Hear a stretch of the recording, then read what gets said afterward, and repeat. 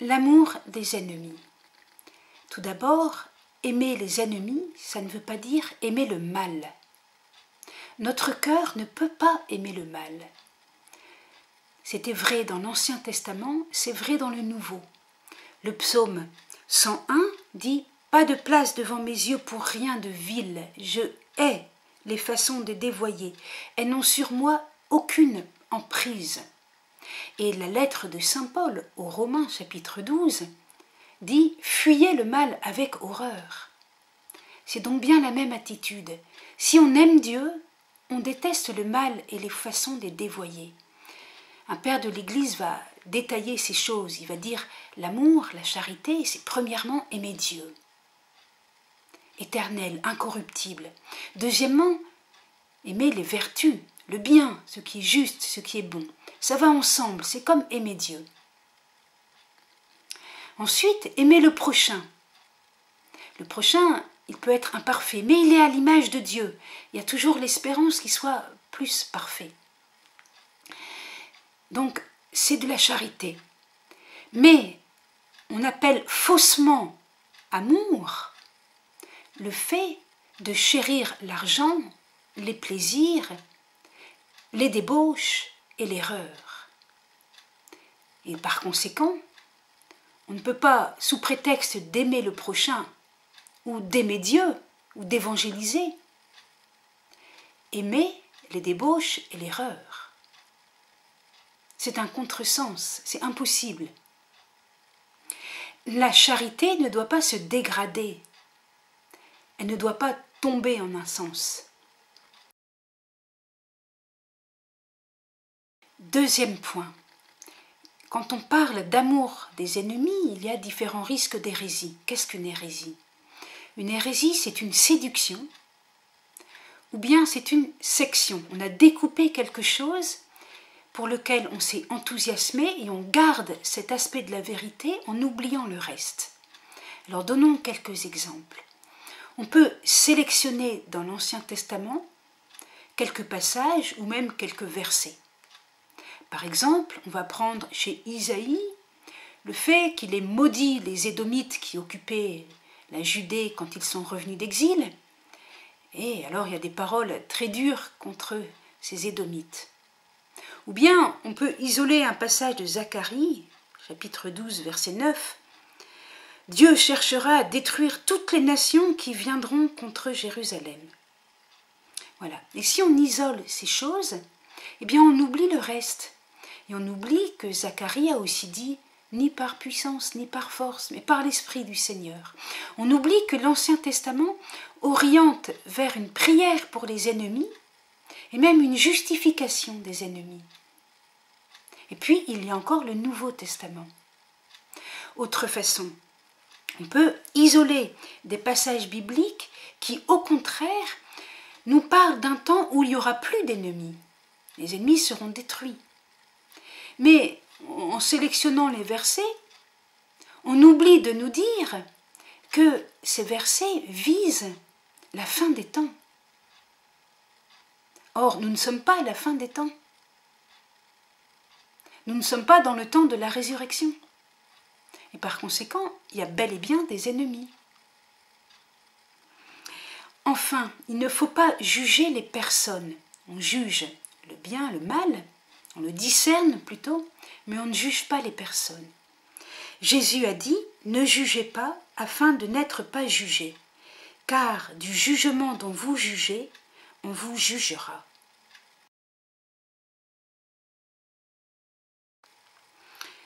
De la haine à l'intercession pour les ennemis. Alors avançons doucement avec l'Ancien Testament. Dans l'Ancien Testament, la haine du mal devient très rapidement haine des gens, de l'ennemi. Par exemple, psaume 119, « Je hais les gens à double face, mais ta loi, je l'aime. » Et alors, la haine du mal justifie les guerres de David, de Josias, les guerres de Maccabée. Autrement dit, dans la vie publique, le juif, l'hébreu, doit haïr ses ennemis, donc des hommes de chair et de sang, parce qu'ils sont les ennemis de Dieu. Cependant, il y a des nuances. Par exemple, les prophètes Jérémie et Ézéchiel acceptent de partir en exil sans se révolter. Ou encore, Zacharie annonce un roi humble et doux, non violent. Ou encore, il est possible d'intercéder pour les ennemis. Très connue l'intercession d'Abraham en Genèse chapitre 18 pour Sodome et Gomorrhe, deux villes totalement débauchées. Ou encore l'intercession d'Abraham pour Abimélec, lequel avait eu en sa maison Sarah, l'épouse d'Abraham, mais de façon innocente, en pensant que c'était la sœur d'Abraham. Et Abraham a intercédé pour lui, pour qu'il puisse avoir des enfants. Genèse chapitre 20, verset 17. Il s'agit d'une intercession. On demande à Dieu de faire miséricorde. Mais en aucun cas, on ne se met à la place de Dieu pour pardonner aux ennemis, comme si le mal présent chez les ennemis n'affectait pas Dieu. Comprenez bien, le péché de l'homme ne laisse pas Dieu indifférent. Qui sommes-nous pour dire « Oh, c'est rien. Oh, je te pardonne ». Nous ne sommes pas les seuls à être offensés. Dieu est même le premier offensé. C'est pourquoi l'Ancien Testament en reste à une intercession pour l'ennemi. Et dans la vie privée, on peut aller un petit peu plus loin en faisant du bien à son ennemi. Proverbe 25, verset 21. Si ton ennemi a faim, donne-lui à manger. S'il a soif, donne-lui à boire. Mais cela, c'est dans la vie privée. Le Nouveau Testament va faire un progrès par rapport à tout cela, parce que Jésus est Dieu. Parce que Jésus instaure une restauration de l'homme à l'image de Dieu. Alors, la relation aux ennemis va encore changer. Le processus du pardon, c'est amour et vérité. J'explique. Déjà dans l'Ancien Testament, le patriarche Joseph avait pardonné à ses frères, mais après, par un petit stratagème, leur avoir fait prendre conscience de la gravité de ce qu'ils avaient fait. De même, David va recevoir le pardon de Dieu, mais après que le prophète Nathan lui ait raconté une petite histoire qui lui a fait prendre conscience du péché qu'il a commis. L'Ancien Testament apprend à réprimander sans haïr. Alors c'est une nuance importante. Il ne faut pas haïr les hommes, mais réprimander, cela permet de faire le chemin de vérité. Je lis Lévitique chapitre 19, versets 17-18. Tu n'auras pas dans ton cœur de haine pour ton frère. Tu dois réprimander ton compatriote et ainsi tu n'auras pas la charge d'un péché. Tu ne te vengeras pas et tu ne garderas pas de rancune envers les enfants de ton peuple. Donc il n'y a pas de haine, mais on avertit pour ne pas partager la faute. On pourrait lire aussi Ézéchiel chapitre 3 versets 18 à 19. Si tu dis au méchant tu dois changer et qu'il change, eh bien tu as sauvé ton prochain. Mais si tu ne l'as pas averti, eh bien tu lui portes sa faute. Continuons. Dans le livre du Siracide, chapitre 28, verset 7, « Souviens-toi des commandements et ne garde pas rancune au prochain, de l'alliance du Très-Haut, et passe par-dessus l'offense. » Donc, on se souvient des commandements, on se souvient de l'alliance, mais pas de rancune, et on doit passer par-dessus l'offense. Ça veut dire prendre de la hauteur. Pour Jésus aussi, la vérité est le chemin du pardon. Cela ne change pas de l'Ancien au Nouveau Testament. Je lis Évangile selon saint Luc, chapitre 17, versets 3 et 4. Parallèle en Matthieu, chapitre 18, verset 1. si ton frère vient à pécher, réprimande-le. C'est comme dans l'Ancien Testament. Et s'il se repent, remets-lui. Et si 7 fois le jour il pêche contre toi, et que 7 fois il revienne à toi en disant « je me repens », tu lui remettras. Donc là, on voit un perfectionnement du pardon dans une attitude profonde du cœur, une disposition, une patience qui est une forme de l'espérance. Lorsque Jésus dit « aimez vos ennemis et priez pour vos persécuteurs, afin de devenir fils de votre Père qui est aux cieux », l'amour est orienté vers le bien. La prière a pour but la restauration de ce bien. La nouveauté vient du fait que Jésus apporte la rédemption. Et donc, il est en mesure d'apporter la grâce. On peut invoquer Dieu pour obtenir la grâce pour les ennemis et pour ceux qui nous ont offensés. De la vengeance à la bénédiction. L'Ancien Testament a d'abord connu une loi de vengeance proportionnelle, la loi du talion, œil pour œil, dent pour dent. C'était sage, cela évitait une escalade de la violence. Mais c'était encore de la vengeance. Et puis, au fur et à mesure qu'on a compris que Dieu était le roi de l'univers, on lui a confié la vengeance. Donc, la loi du talion, c'est en Exode chapitre 21, versets 23 à 25, et puis dans le Deutéronome, chapitre 32, verset 35, « Tu ne te vengeras pas, car la vengeance appartient à Dieu ». Ce que l'on retrouve dans le Lévitique au chapitre 19, où il est dit qu'il faut réprimander son prochain, et aussitôt, « Tu ne te vengeras pas, et tu ne garderas pas rancune ». On retrouve cela dans le Nouveau Testament, dans la lettre aux Hébreux, chapitre 10, verset 30. « À moi la vengeance, dit Dieu, c'est moi qui rétribuerai. » Voilà. Dieu est parfaitement juste et en plus il reconstruit le bien. Vous voyez déjà dans l'histoire du patriarche Joseph, il ne se venge pas. Par contre, il avertit ses frères, il les aide à prendre conscience du mal qu'ils ont commis. Et puis, par la providence divine, il reconstruit le bien, c'est-à-dire qu'il va donner à ses frères le pain dont ils ont besoin. Jésus souffre sa passion, mais Dieu est capable de transformer cette douloureuse passion en une fontaine d'amour.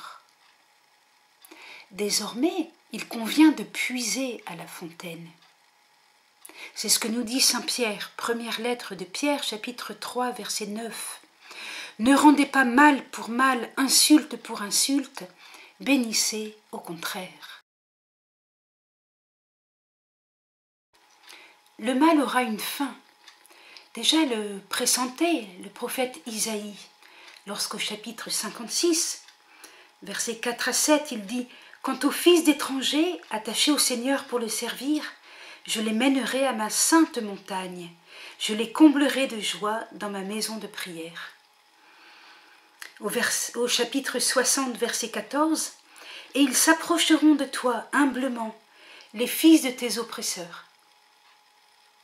Ils se prosterneront à tes pieds, ils t'appelleront ville du Seigneur. » Donc, voyez-vous, le prophète pressent un temps où les ennemis ne seront plus des ennemis. Les fils de tes oppresseurs viendront vers toi avec des sentiments très positifs. En attendant ce jour, le rôle d'Israël est de témoigner, jusqu'au martyr. Isaïe, chapitre 53, le serviteur souffrant. Le prophète Zacharie a des choses aussi qui vont dans le même sens. Tout d'abord, il annonce un temps mystérieux. Il y aura un jour unique. Le Seigneur le connaît. Plus de jour ni de nuit, mais au temps du soir, il y aura de la lumière. Zacharie 14, 7. Nous n'y sommes pas. Au temps du soir, il y aura de la lumière, plus de jour ni de nuit. Il nous parle des temps eschatologiques, de l'au-delà. Il ne faut pas se tromper. Et en ce temps-là, dit Zacharie, il arrivera que tous les survivants de toutes les nations qui auront marché contre Jérusalem monteront, année après année, se prosterner devant le roi Adonai, le Seigneur des armées, et célébrer la fête des tentes. Verset 16 du même chapitre. Alors, nous avons donc des visions où il n'y a pas d'ennemis. Toutes les nations viennent et sont rassemblées dans la même fête. Mais la vision de Zacharie, c'est quand il n'y a plus ni jour ni nuit. L'auteur de l'Apocalypse, donc nous sommes dans le christianisme, a très bien compris cette prophétie. Et il en montre l'accomplissement au chapitre 22, donc après la fin du monde. Après la fin du monde. Nous n'y sommes pas. De nuit, il n'y en aura plus. Ils se passeront de lampes ou de soleil pour s'éclairer, car le Seigneur Dieu répandra sur eux sa lumière. Voilà. Alors, les ennemis seront convertis, ou bien ils seront dans les temps de feu. En attendant ce dernier jour, Jésus nous dit, vous avez entendu qu'il a été dit, tu aimeras ton prochain, tu haïras ton ennemi, eh bien moi je vous dis, aimez vos ennemis et priez pour vos persécuteurs, afin de devenir fils de votre Père qui est aux cieux, car il fait lever son soleil sur les méchants et sur les bons, et tomber la pluie sur les justes et sur les injustes.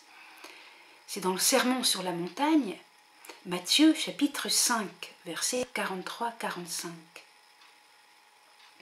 De même, quand il est sur la croix, Jésus a l'audace d'ordonner à son Père, comme s'il était sûr de son accord, « Père, pardonne-leur, ils ne savent pas ce qu'ils font. » Luc chapitre 23, verset 33.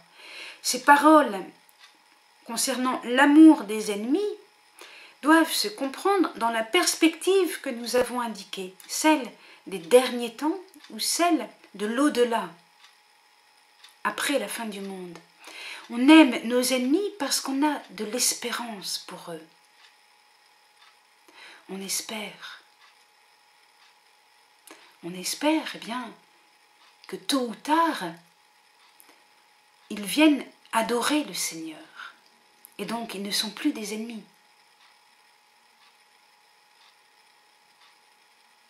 C'est pourquoi on peut les aimer, parce qu'ils ont en eux ce germe qui peut donner ce bon fruit d'adoration, même s'ils ont aussi de l'ivraie, de la mauvaise herbe. Voilà. Alors, vous comprenez qu'en écoutant le sermon sur la montagne, l'enseignement sur l'amour des ennemis, les disciples de Jésus comprennent que Jésus est le Verbe, présent au moment de la création du monde, et qui connaît le but ultime de la création. Il est le Verbe de vie qui nous donne une parole de vie. Et le sermon sur la montagne contient en germe le majestueux prologue de Saint Jean. C'est le même contenu, c'est la même révélation du même Jésus. Jésus qui ne pourrait pas parler comme il le fait s'il n'était pas le Verbe de Dieu.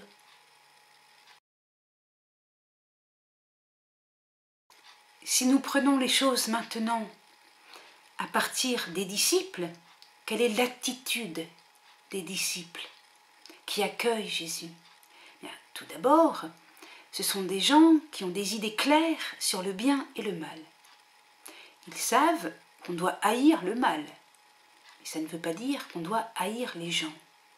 Et ils acceptent d'aimer les ennemis parce qu'ils ont aussi une intériorité. Il y a un grand enseignement dans le Sermon sur la montagne sur l'intériorité. Prier dans le secret, faire l'aumône ou jeûner dans le secret, car Dieu, le Père, voit, il sait. l'intériorité. Quand on a un regard intérieur, on est capable de rejoindre l'intériorité, y compris de notre ennemi, et de l'aimer. On est aussi capable d'accueillir l'enseignement sur le royaume, qui est comme un levain qui fait lever toute la pâte, comme un bon grain semé dans un champ, où il y a aussi de l'ivraie, c'est vrai, mais ensuite on récoltera le bon grain et on brûlera l'ivraie. C'est dans l'ensemble de l'enseignement de Jésus que l'on accueille l'amour des ennemis.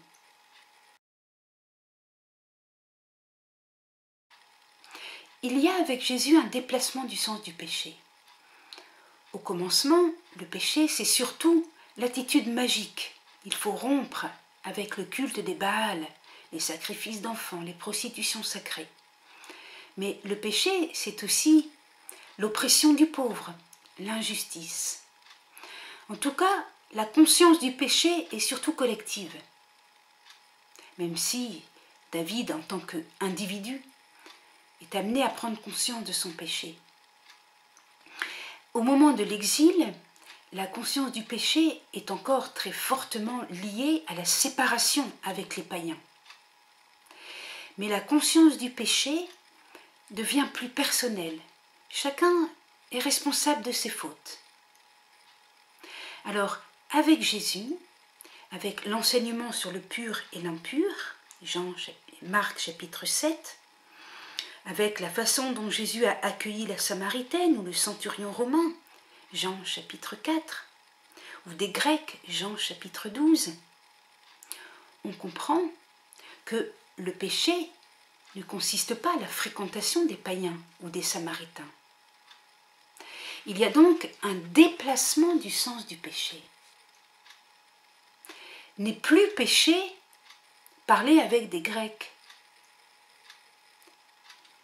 Et ça, c'est un peu nouveau. C'est parce que Jésus a donné son enseignement sur le pur et l'impur. Il a déplacé la frontière. Ce qui ne veut pas dire qu'il faut commettre l'idolâtrie ou laisser entrer tout le paganisme dans l'Église. Mais deuxièmement, apparaît une autre forme de péché.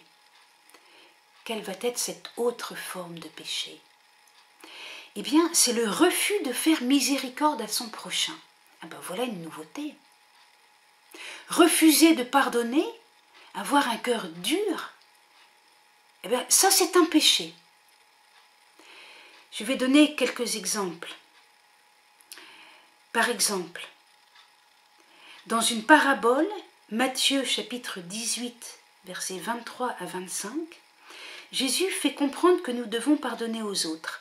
Les dettes que les hommes ont les uns envers les autres ne sont rien par rapport à la dette que chacun a envers Dieu et que Dieu lui remet. Et donc celui qui refuse de pardonner à son prochain, c'est un débiteur impitoyable qui va susciter la colère de Dieu. Oui, si vous remettez aux hommes leurs manquements, votre Père céleste vous remettra aussi, mais si vous ne remettez pas aux hommes, votre Père non plus ne vous remettra pas vos manquements. Donc, le refus de pardonner est très grave.